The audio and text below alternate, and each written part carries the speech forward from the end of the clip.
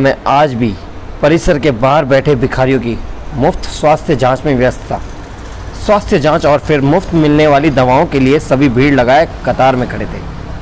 अनायासी सहज मेरा ध्यान एक बुजुर्ग की तरफ गया जो करीब एक पत्थर पे बैठे हुए थे। सीधी नाक, घुंघराले बाल, निस्तेज आंखें, जिस्म पर सादे लेकिन साफ सुथरे कपड़े। कुछ देर तक उन्हें देखने के बाद मुझे यकीन हो गया कि वो भिखारी तो नहीं है। उनका बायां पैर पास से कटा हुआ था और करीब ही उनकी बैसाखी रखी थी। उत्सुकतावंश मैं उनकी तरफ बढ़ा लेकिन हाँ, कुछ लोगों ने मुझे रोका भी, कईयों ने टोका और मुझे आवाज़ लगाई, तुम जा लो कि डॉक्टर साहब, ओ डॉक्टर साहब, वो बूढ़ा तो पागल है, पता नहीं क्या बड़बड़ाता रहता है सारा दिन अंग्रेजी में, आप उसके पास ना जाएं। डॉक्टर साहब रुकिए, अरे वो तो पागल है। पर मैं उन आवाज़ों को नज़रअंदाज करके चलता गया। बाबा, आपको भी कोई शारीरिक परेशानी है क्या?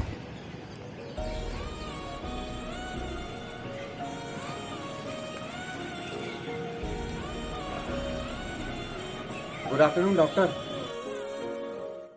I think I have problem in my right eyes.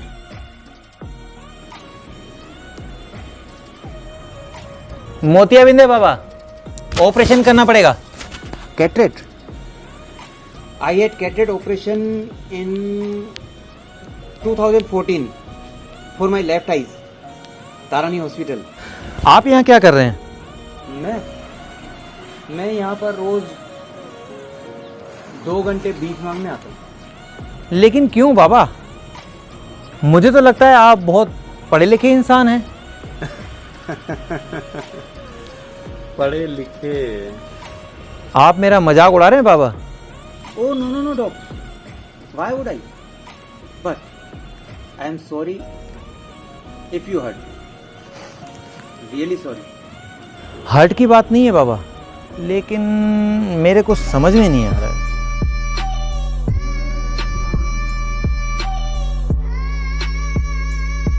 समझकर करना भी क्या है डॉक्टर। चलो आओ उधर बैठते हैं, वरना लोग तुम्हें भी पागल ही कहेंगे, पागल। आओ आओ। Well doctor, I am a mechanical engineer. मैं कंपनी में सीनियर मशीन ऑपरेटर था। एक नए ऑपरेटर को सिखाते हुए मेरा पैर मशीन में फंस गया। उसके बाद से यही मेरा पैर है। उसके बाद कंपनी ने सारा खर्चा उठाया, कुछ रकम भी सौंपी और फिर घर पे बिठा दिया। अब बूढ़े बैल को कौन काम पर रखता है? वेल डॉक, उस पैसे से मैंने एक छोटा सा वर्कशॉप डाला। जब वर्कशॉप अच्छा चला तो एक अच्छा घर भी बना लिया। मैंने अपने लड़के को भी मैकेनिकल इंजीनियर बनाया। उसके बाद जब वर्कशॉप अच्छा चलने लगा तो हमने उसमें एक छोटी सी कंपनी भी डाल दी। तो फिर आप यहाँ कैसे? मैं किस्मत का शिकार हूँ। बेटे ने अपनी तरक्की के लिए कंपनी और घर दोनों बेच दी। उसकी तरक्की के लिए हमने भी कुछ नहीं कहा। फिर वो अपने बीवी बच्चों को लेकर जापान चला गया और हम जापानी गुड्डे गुड्डियों को यहाँ छोड़ गया।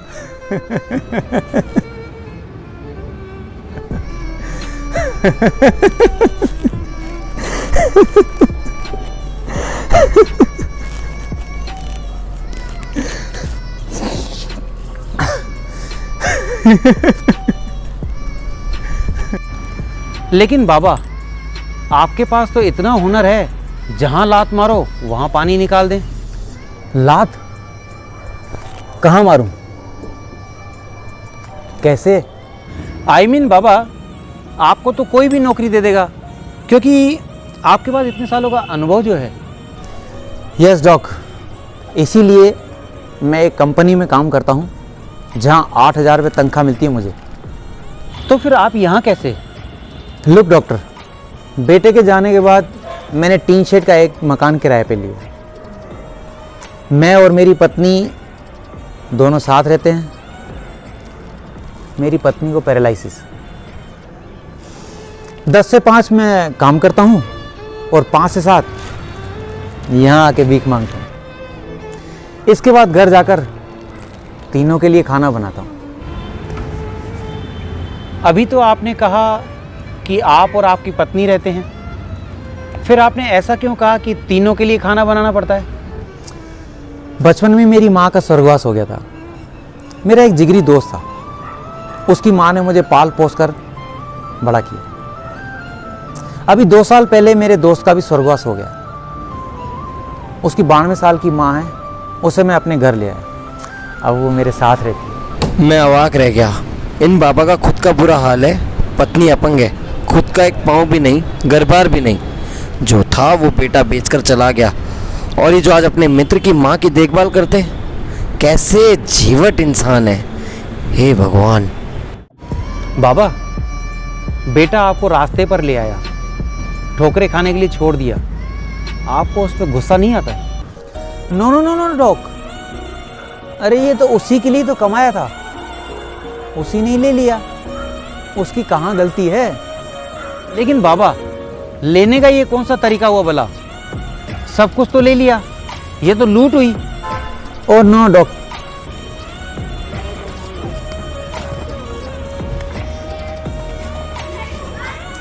अब मुझे आपके यहाँ आकर भीख मांगने का कारण पता लग गया।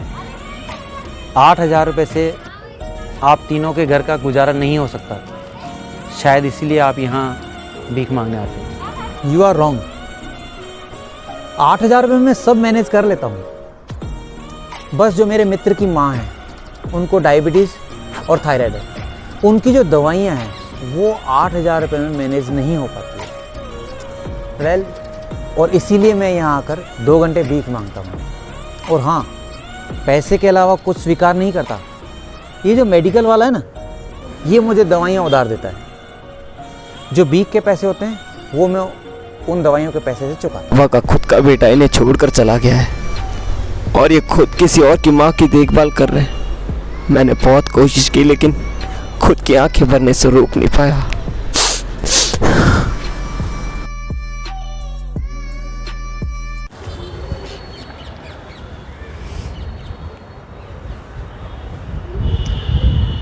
बाबा, किसी दूसरे की माँ के लिए आप यहाँ रोज़ भीख मांगने आते हो?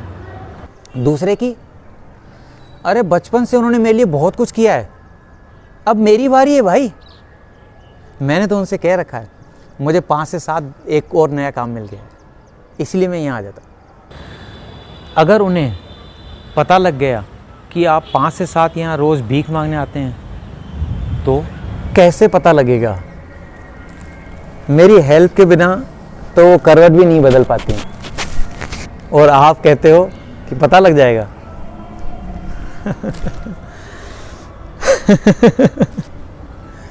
ओह गॉड। बाबा, अगर मैं आपकी माताजी को अपनी तरफ से दवाइयाँ दूं तो ठीक रहेगा? नो डॉक्टर, आप भिखारियों के लिए काम करते हैं। अगर आप मेरी माँ के लिए दवाई देंगे तो वो भी भिखारन कहलाएगी। मैं उनका बेटा हूँ और समर्थ हूँ। मुझे कोई भिखारी कहेगा तो चलेगा, बाकी मेरी माँ के लिए कोई भिखारी बोले तो मुझे बर्दाश्त नहीं होगा। ओके डॉक्टर, अब मैं चलता हूँ,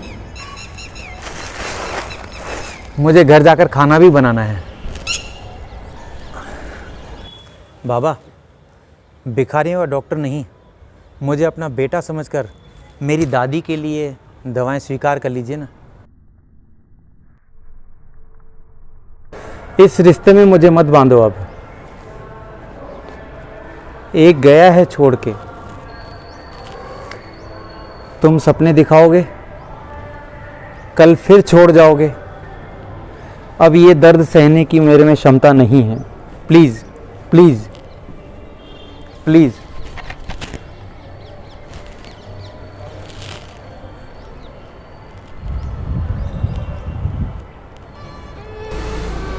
अपना ध्यान रखना मेरे बच्चे, अपना ध्यान रखना। शब्दों से तो उन्होंने मेरे द्वारा पेश किए गए रिश्ते को ठुकरा दिया था, लेकिन मेरे सिर पर रखे और उसके कर्म हाथ के स्पर्श ने मुझे बताया कि मन से उन्होंने इस रिश्ते को स्वीकार किया था। उस पागल कहे जाने वाले मनुष्य के पीठ फेरते ही मेरे हाथ अपने आप प्रणाम की मुद्रा के लिए जुड़ गए थे। हमसे भी अधिक दुखी, अधिक विपरीत परिस्थितियों में जीने वाले ऐसे भी लोग हैं। हो सकता है इन्हें देखकर हमारे दुख कम प्रतीत हों और दुनिया को देखने का हमारा नज़रिया बदले। हमेशा अच्छा सोचें, हालात का सामना करें, बात कुछ भी हो, कैसी भी हो, अपनों के साथ रहें, अपनों का साथ पाके चलें।